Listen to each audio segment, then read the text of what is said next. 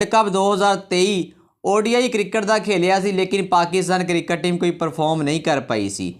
खैर सब तो मज़ा जिहड़ा इंडिया की क्रिकेट टीम नूं वेख के होएगा कि वर्ल्ड कप 2023 के फाइनल तक इंडिया की क्रिकेट टीम पहुँच गई सी, लेकिन फाइनल दे विच आस्ट्रेलिया ने इनू हराता सी। खैर वो तो वर्ल्ड कप हैगा सी ओडीआई क्रिकेट का। खैर हुण ते T20 वर्ल्ड कप होना वा, ये वेखते हैं कि इंडिया की क्रिकेट टीम किस तरह का परफॉर्म करती है।